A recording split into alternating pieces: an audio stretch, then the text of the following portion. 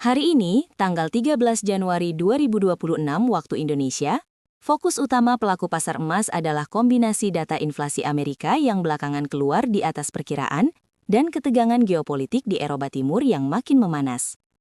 Laporan inflasi terbaru menunjukkan kenaikan harga konsumen bulanan di Amerika sampai sekitar 0,4%, lebih tinggi dari ekspektasi pasar di kisaran 0,2%, sehingga pasar mulai khawatir tekanan masih terasa dan The Fed bisa terdorong untuk kembali agresif. Di sisi lain, eskalasi ketegangan di Eropa Timur bikin investor cari perlindungan di aset aman seperti emas, sehingga XAU/USD beberapa hari terakhir cenderung bergerak agresif dan market lagi volatile. Di video kali ini kita akan bahas dulu kalender ekonomi, update narasi makro, pergerakan indeks dolar dan yield obligasi 10 tahun Amerika. Lalu di bagian akhir kita rangkum skenario buy dan skenario sell emas versi analisa teknikal harian, supaya teman-teman punya gambaran lebih utuh tanpa harus diterjemahkan sendiri. Langsung kita mulai dari disclaimer dulu supaya jelas batasannya. Sebelum masuk ke pembahasan lebih jauh, perlu saya tekankan bahwa semua yang dibahas di video ini murni untuk edukasi, bukan ajakan trading atau promosi broker dalam bentuk apapun. Analisa yang saya sampaikan berbasis data makro dan price action saat rekaman, tetapi market bisa berubah kapan saja, sehingga tidak ada jaminan hasil di masa depan. Forex, emas, indeks, maupun aset kripto adalah instrumen dengan risiko tinggi. Potensi profit besar selalu sejalan dengan risiko kerugian yang juga besar, termasuk kemungkinan kehilangan seluruh modal. Teman-teman wajib melakukan riset mandiri, menguji ulang setiap ide dan menyesuaikan dengan rencana serta toleransi risiko pribadi masing-masing. Saya bukan penasehat keuangan, tidak mengelola dana, dan tidak bertanggung jawab atas segala keputusan maupun hasil trading yang teman-teman ambil setelah menonton konten ini. Untuk kalender ekonomi hari Selasa, sesi Asia tadi pagi sudah ada rilis indeks kepercayaan konsumen Westpac dari Australia untuk bulan Januari. Angkanya masih di area negatif, sekitar minus 1,7%. Tetapi membaik cukup jauh dibanding sekitar minus 9% sebelumnya, menandakan rumah tangga di Australia mulai sedikit lebih optimistis meski belum pulih sepenuhnya. Dampaknya ke emas biasanya lebih ke arah sentimen regional saja, tidak terlalu menggerakkan XAU/USD secara langsung. Fokus utama pasar hari ini tetap tertuju ke malam nanti waktu Amerika, ketika data inflasi Desember dirilis, baik inflasi utama maupun inflasi inti bulanan dan tahunan. Konsensus pasar memperkirakan inflasi inti bulanan berada di kisaran 0,3%, dan inflasi inti tahunan di sekitar 2,7%, sementara inflasi utama juga diproyeksikan mendekati angka tersebut. Kalau rilis aktual nanti lebih tinggi dari ekspektasi, artinya tekanan inflasi belum reda, dan pasar bisa mulai menghitung ulang peluang kenaikan suku bunga The Fed, yang biasanya menguatkan dolar dan memberi tekanan ke emas. Sebaliknya, kalau inflasi keluar lebih rendah dari perkiraan, dolar cenderung melemah, yield turun, dan emas sering mendapat dorongan naik, karena pasar kembali masuk mode risk-on dengan asumsi siklus kenaikan suku bunga sudah benar-benar selesai. Di luar itu, beberapa hari ke depan kita juga akan mendapat data neraca dagang, ekspor dan impor dari China, lalu data inflasi produsen, penjualan retail dan penjualan rumah existing di Amerika, disusul angka produk domestik bruto Inggris dan Jerman, serta rilis inflasi dari Kanada, Inggris dan Jepang. Rangkaian data ini akan membentuk gambaran besar soal pertumbuhan dan inflasi global, yang pada akhirnya memengaruhi minat pasar terhadap aset aman seperti emas. Jadi sebelum menyusun rencana, selalu cek dulu jam rilis berita, supaya tidak kaget ketika harga tiba-tiba bergerak agresif. Narasi makro pertama yang lagi dominan adalah inflasi Amerika yang kembali mengejutkan pasar. Laporan indeks harga konsumen terbaru dari Biro Statistik Tenaga Kerja Amerika menunjukkan inflasi bulanan naik sekitar 0,4%, padahal konsensus sebelumnya hanya mengantisipasi kenaikan di kisaran 0,2%. Lonjakan ini banyak didorong oleh kenaikan biaya jasa inti dan energi, yang menunjukkan bahwa tekanan masih terasa di bagian ekonomi yang cenderung lebih lengket. Buat pasar, pesan utamanya sederhana, inflasi belum benar-benar jinak, sehingga cerita pemangkasan suku bunga cepat dan besar harus sedikit diturunkan ekspektasinya. Untuk XAUSD, kondisi seperti ini punya dua sisi. Di satu sisi, inflasi yang lebih tinggi biasanya meningkatkan minat ke emas sebagai pelindung nilai terhadap turunnya daya beli dolar, sehingga permintaan jangka menengah bisa terbantu. Di sisi lain, kalau pasar mulai percaya bahwa inflasi yang bandel ini akan memaksa The Fed menahan suku bunga tinggi lebih lama, reaksi awalnya sering berupa penguatan dolar dan kenaikan yield yang justru menekan emas dalam jangka pendek.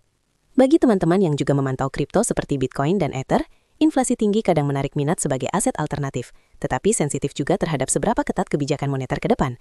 Jadi kuncinya, jangan hanya lihat angka inflasi, tapi juga bagaimana pasar membaca implikasinya ke langkah bank sentral.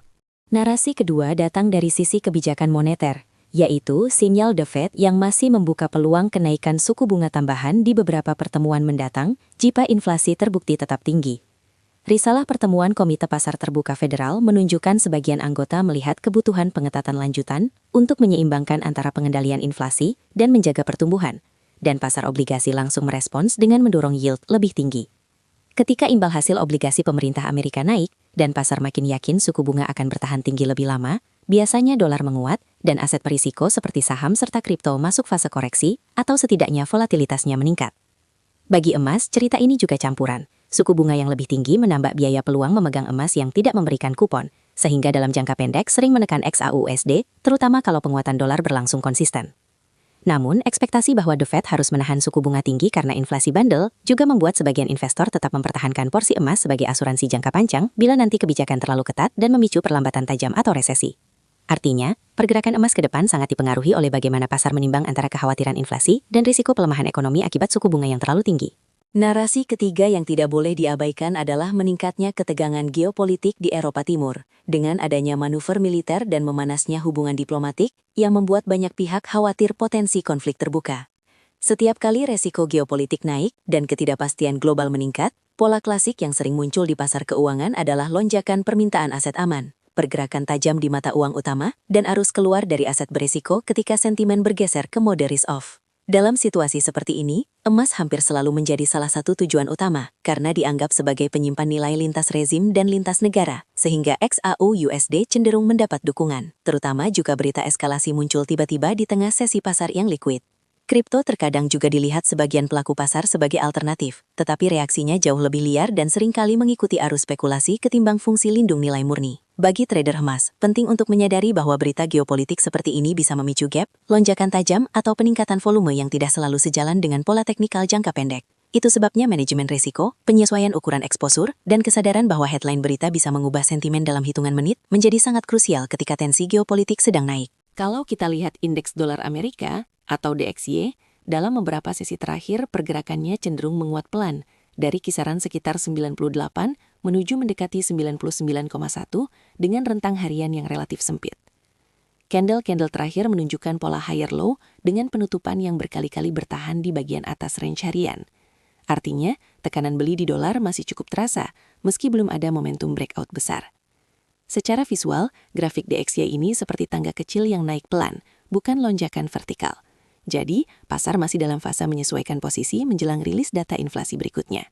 Untuk XAUUSD, hubungan klasiknya adalah jika indeks dolar naik stabil, emas cenderung terbebani karena harga emas dihitung dalam dolar dan investor global melihat emas menjadi relatif lebih mahal.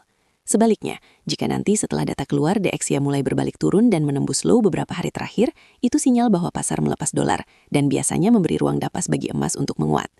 Jadi untuk hari ini, selama indeks dolar masih bertahan di dekat bagian atas range pendeknya, kita perlu mengantisipasi skenario di mana setiap kenaikan emas berpotensi lebih cepat bertemu tekanan jual. Berikutnya, kita lihat imbal hasil obligasi pemerintah Amerika tenor 10 tahun yang sering dipakai sebagai acuan biaya modal di seluruh dunia. Dalam beberapa pekan terakhir, yield 10 tahun ini cenderung bergerak sideways dengan kecenderungan naik tipis di kisaran sekitar 4,1 sampai 4,2%. Jadi, belum ada tren turun yang jelas seperti yang banyak diharapkan pasar ketika narasi pemangkasan suku bunga mulai menguat. Cara mudah membayangkannya, obligasi pemerintah ini mirip deposito jangka panjang yang bunganya terus naik sedikit demi sedikit. Selama kupon yang ditawarkan menarik, sebagian investor lebih pilih memarkir dana di sana daripada memegang emas yang tidak memberikan bunga sama sekali. Inilah yang disebut biaya peluang memegang emas. Ketika yield naik, biaya peluang ini makin besar, dan emas sering mendapat tekanan karena secara relatif jadi kurang menarik.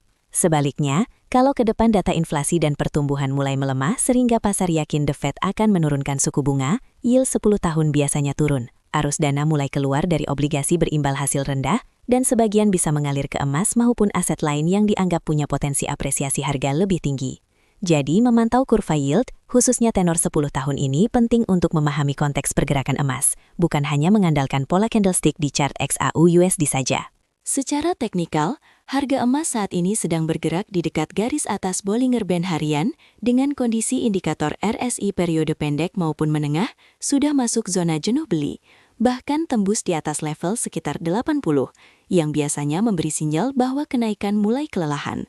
Candle harian terakhir membentuk ekor atas yang cukup panjang dengan penutupan lebih rendah dari area high, menggambarkan adanya penolakan yang jelas di sekitar zona resisten dan munculnya tekanan jual dari pelaku pasar yang mulai melakukan profit taking. Dari kondisi ini, banyak trader teknikal akan menyusun skenario sell jangka pendek dengan asumsi bahwa selama harga bertahan di bawah area penolakan tadi, ada peluang pullback menuju garis tengah Bollinger Band dan area swing low terdekat, dengan perbandingan risiko dan potensi imbal hasil yang bisa saja mendekati sekitar 2,6:1 menurut parameter yang mereka gunakan. Di saat yang sama, tetap perlu disiapkan skenario buy alternatif, yaitu jika rilis inflasi malam ini ternyata lebih jinak, indeks dolar berbalik melemah, dan harga emas justru mampu menembus lalu bertahan di atas zona resisten yang sebelumnya jadi area penolakan. Dalam situasi seperti itu, koreksi tipis ke area tersebut bisa saja dibaca sebagai retest untuk melanjutkan tren naik yang lebih panjang. Apapun skenario yang teman-teman pilih untuk dianalisis, kuncinya adalah menyesuaikan ukuran risiko dengan volatilitas menjelang berita besar, disiplin menempatkan batas kerugian dan target yang realistis, dan mengingat bahwa contoh rencana ini hanyalah ilustrasi edukasi, bukan ajakan untuk mengeksekusi transaksi di market nyata.